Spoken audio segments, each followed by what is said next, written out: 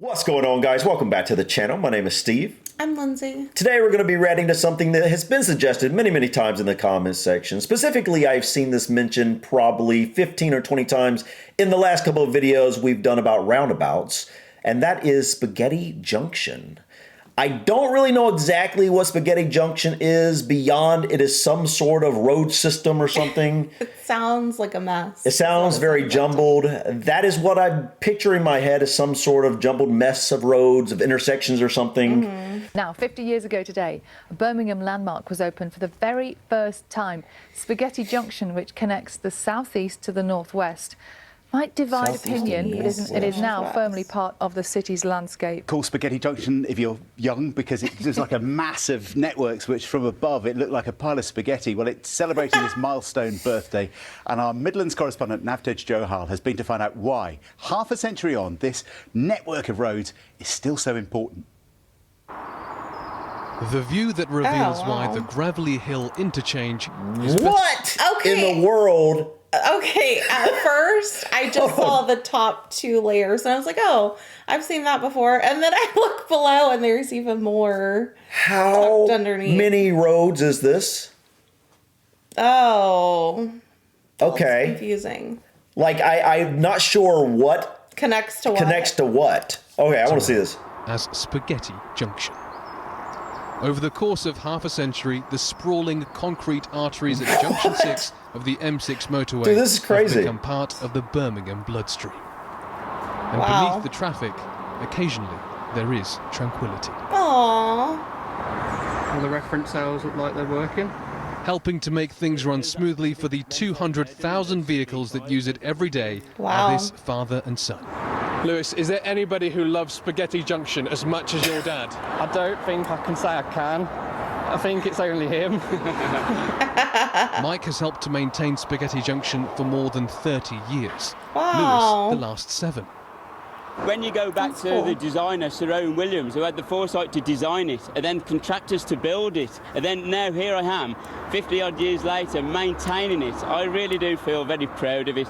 Wait, so Oh my gosh. it was one person who designed this all at one time? I cannot even wrap my head around how you would design that. See, I assumed it basically it was like, okay, a road was built, and then then another was built like years later, like in layers. and then so this actually took place. The building of this was all planned at one time, which is both incredible, and that's probably a pretty interesting engineering feat by itself. I wonder how long it took. But also just the fact of like, it's interesting why they would have chose to create this like this all at once. You know what I mean?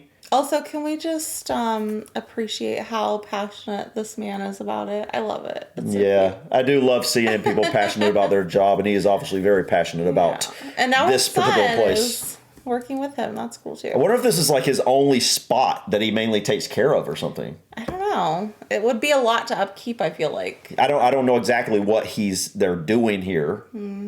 Sounds like they're messing with some sort of lighting system. Maybe the signs up here that are lit up and stuff.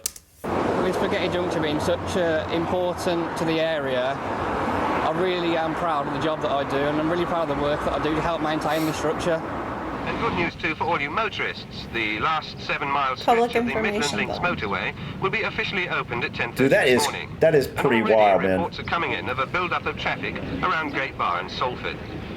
It appears that many drivers just can't wait to try out that multi-level interchange at Gravelly Dude, that Hill. even makes it look more crazier. Well, because it was more open than when it was first built. You didn't have all the growth. That is insane, guys. Yeah. Seriously. It honestly looks like something you'd see in a cartoon. It looks like something you would see. You know those Matchbox cars? It looks like Hot Wheels. It looks like some kind of track a kid would put together.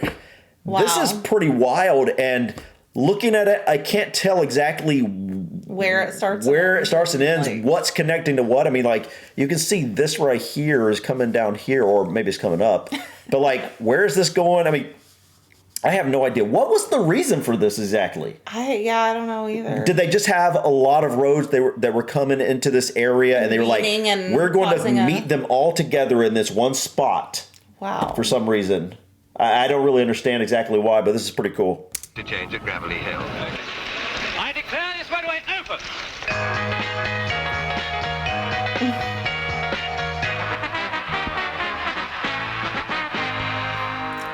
in 1972, it cost around £10 million to build and provided a non-stop link between the southeast and the northwest. Southeast and northwest. It was actually British architecture in its heyday. They used concrete to such good effect. This is the crossroads for the country. If this structure wasn't here, it'd be really difficult to understand just how difficult it would be to get around the UK. Wow. Okay, so this is literally called the Crossroads of the country. So this is a bigger deal than... Yeah. Is this the road that if you're going from north to south through Birmingham area, you would 100% have to drive through this? So they said the southeast to the northwest. I can't even wrap my head around why it would have been hard to get from point A to point B before this was. Yeah, I don't know. Let us know in the comments, guys. What exactly did this change to the road system in general? Yeah, sounds like it was a big deal. Yeah. Without this structure being here. So, you know, it's been here for, say, 50 years. So this structure has experienced so much in its lifetime and will continue to do so. Dude, that's crazy. Like a tight Over the fit. last 50 Spaghetti years, Junction. its iconic status has been cemented through a variety of tributes. Including this, a miniature replica made of Lego. But despite that status, it still has the ability to divide opinion. I actually find it quite scary, especially going over with the kids. I don't like it. I purposely came here on train today to avoid driving through it. It doesn't look scary. It just looks confusing. I feel like it would be very anxiety inducing for people who, because there's probably like a lot of interchanges that you got to cut across. Yeah, maybe like, driving on it. It would like be stressful probably. From looking from above, though, it looks very confusing, obviously. It looks kind of like you don't know where you're going from above. But when you're driving on one of those roads, I feel like, okay, I'm just driving on this road and then I may get on to wherever I'm going. It doesn't seem like it'd be that complicated when you're on it. But you enjoy driving. And So if you're not into driving that much, maybe you wouldn't be into that too much, Serves a purpose, doesn't it? I think when you're the centre of the country and it's a main hub, I imagine whoever designed that, though, I mean, I imagine there was lots of things going through their head when they designed it, but I think the name's quite apt, isn't it? Spaghetti Junction. It does look like a plate of spaghetti. This summer, the junction will be used by athletes and spectators from around the globe visiting Birmingham for the Commonwealth Games. An occasion to celebrate what is unique about the city. Dude, this is a lot BBC News, Birmingham. of roads coming together. It's that moment where is it this junction? Is it that junction? Your sat-nav's trying to keep up. Oh, gosh. Not universally popular, as you could tell from those people. Still complicated, still can't get our heads around it, but kind of secretly we all love Spaghetti Junction. All right, guys. That was interesting. Yeah, not what I mean, kind of what I expected, but not. I mean, you know, I figured it would be some sort of jumbled roads, but that's not really what I was expecting. But I don't really know what I was expecting, to be honest. But this looks pretty wild, guys. And iconic, too. Like, it seems like, based on this short little clip we saw about it, seems like it's very integral to travel in the UK. From part to part, like southeast to northwest. You know, I've never seen anything like this. Not to this scale. I've seen, a road, and then you have a round overpass, and maybe another road over here or something like that. But this, especially when the cars are going, your eye catches a car going this way and this way and this way and this way. Look at this, like, over the course. Isn't that crazy? I'm sure some of you watching were one of the first to travel on this. Yeah, probably. 50 years ago. 50 years ago, yeah. I think they said 1972 is when it opened.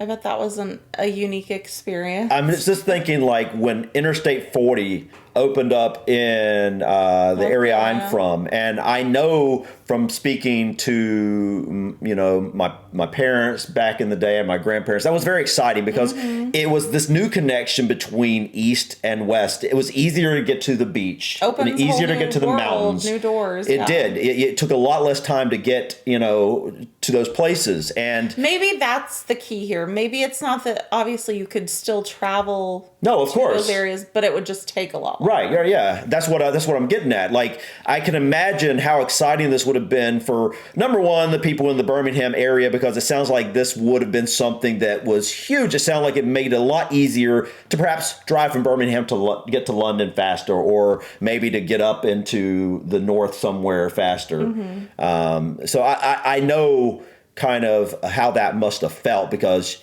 it just made you feel a little bit more free to have connected. It made you feel a little more connected. And, so it's probably a much bigger deal than people that drive on it today that are younger, that don't really ever know not having that connection. Yeah.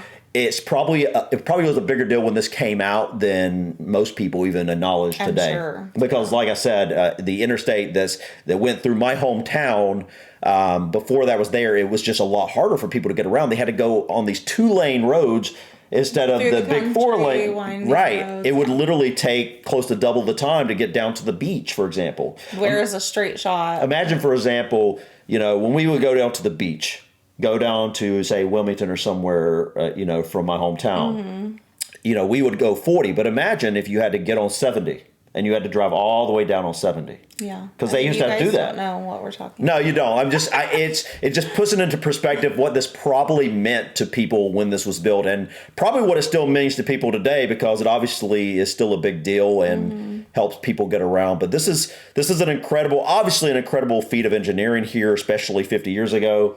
Makes me wonder how dangerous it is. Like, if there's a lot of accidents. I mean, look at this though. Like, I'm looking at this. Okay, you're on this road and you're driving down. You're on this road and you get on here. There's an intersection. There's just right a lot here. of merging traffic, which I hate merging. Yeah, I'm trying to figure out how much merging is here versus how much of this is individual roads that you're really not even going to be merging on to. Like, for example. Like, you mean lanes that continue that you don't This one and this one are obviously merging. This and this are obviously merging. But that one is too late. Like, it stays the lane. Yeah, that's true. Well, maybe not. But eventually. maybe not right here. Yeah. And this right here, I mean, it seems to me that it's, I don't know. I'm trying to figure out how many roads is.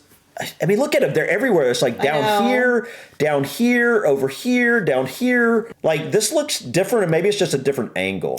Yeah, I think it is. But guys, this was interesting to say the least. Yeah. I love stuff like this. As I'm sure a lot of you know, I love the traffic and driving stuff. So, and engineering feats. Yes, I love the engineering feats as well. And this is the type of stuff that I just find really fascinating. So if you have any other things to suggest that are kind of like this, please feel free to leave them in the comments. We'd enjoy checking them out. But one more thing I wanted to mention before we go, guys, is you see this bridge? I wonder where this goes. There's a tunnel under here. It's a pedestrian bridge, and there's like a walk trail, But look, here's a road that looks like it's... So I wonder if it goes under that too. It must. Ooh, like you walk under it? Yeah, I wonder where it goes. I wonder if this is either a pedestrian bridge or if it's like a bridge for the maintenance workers or something. But it does look like there's some kind of like trail walkway system too. Yeah. That'd be cool. Yeah. But anyways, guys, enough rambling from us. Thank you so much for stopping by. Please click that like button and feel free to drop your comments or suggestions about this video or others. And don't forget to subscribe to continue to follow us on our journey to discover anything and everything about the UK and Ireland. Until next time, guys. Peace. Bye.